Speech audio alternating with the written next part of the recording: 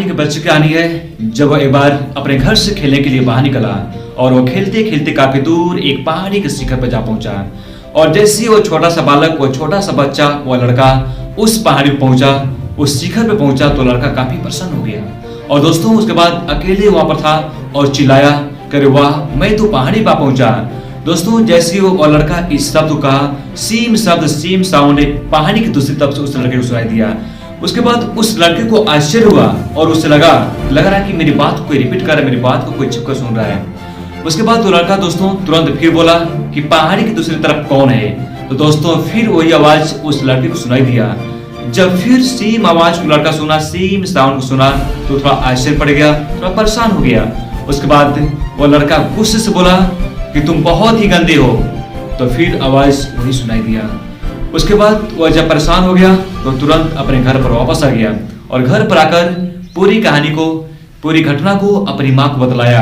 उसके बाद उसकी माँ हंसते हुए जवाब देती हैं कि बेटा, जिस आवाज को तुम सुन रहे थे वह आवाज किसी और का नहीं था, बल्कि तुम्हारा ही आवाज था जो पहाड़ी की दूसरी तरफ से टकराकर वापस तुम्हें सुनाई दे रही थी।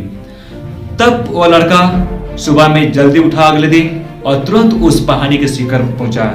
उसके बाद वहां जाकर खड़ा हो गया और उस लड़के के अलावा उस पहाड़ी के शिखर पर कोई नहीं था। उसके बाद वह खड़ा होकर वह बोला कि तुम बहुत ही अच्छे हो।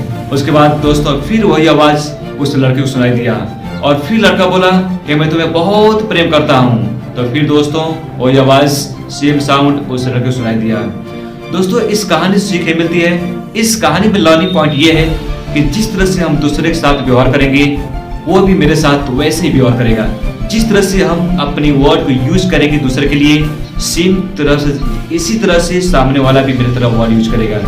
जिस तरह से हम दूसरे के प्रति यानी सामने वाले के प्रति हम अपने अंदर माइंड सेट करेंगे, एक मानसिकता को बनाएंगे, सेम सामने वाला भी आप ही की तरह आपके प्रति सेम व्यवहार करेगा, सेम माइंड सेट करेगा।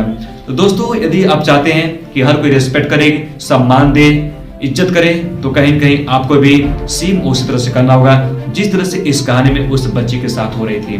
तो दोस्तों आज की जो कहानी था बहुत ही छोटा कहानी था और आई होप आपको जरूर पसंद आई होगी। और यदि पसंद आई होगी तो जरूर इस कमेंट के बारे में लिखें और जहां भी त्रुटि हो, जहां भी गलती हो मेरे इस वीडियो में, मेरी कहानी में, मेरे समझाने में, तो जरूर कमेंट बॉक्स में लिखें। तब तक के लिए नमस्कार, धन्यवाद।